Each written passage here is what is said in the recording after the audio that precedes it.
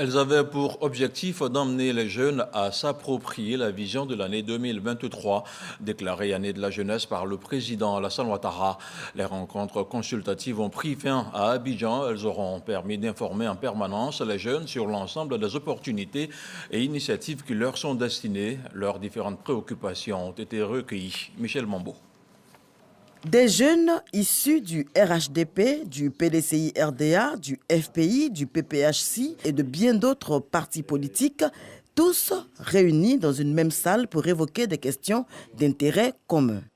Nous sommes à la 4e journée des rencontres consultatives, rencontre initiée par le ministère en charge de la jeunesse sous instruction du Premier ministre Patrick Achi. Il faut noter le caractère exceptionnel de ce qui se passe aujourd'hui. Ça n'a jamais été fait en Côte d'Ivoire. On dit bravo déjà, non seulement au président de la République, mais bravo également aux partis de l'opposition qui ont accepté donc de s'associer à cela. Parce que c'est à l'unisson que nous allons régler la problématique de la jeunesse donc dans son entièreté.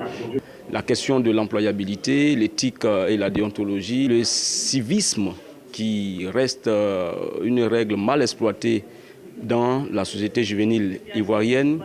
Vous comprendrez donc que c'est une belle initiative à laquelle nous participons ce soir. Nous apprécions déjà l'initiative et nous sommes prêts à faire nos propositions pour accompagner le projet. Vous savez qu'en quelques temps, on ne peut pas faire toutes les propositions. Mais donc nous sommes venus écouter, nous avons pris note et nous allons travailler sur notre dossier.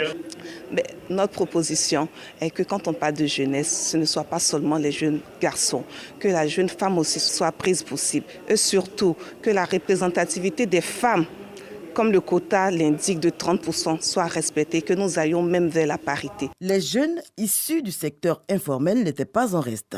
Le 3e jour de ces rencontres leur a été dédié. Économie numérique, médias, enseignement supérieur, éducation, sport, arts et culture, entrepreneuriat, tout y est passé pendant ces 4 jours d'échange. Les actions du gouvernement ont été présentées ainsi que les opportunités qui se présentent à ces jeunes. Ils ont désormais une semaine pour faire des propositions concrètes. Nous, on veut passer à l'action et on veut juger sur les actions concrètes qui seront menées par le gouvernement les prochaines semaines.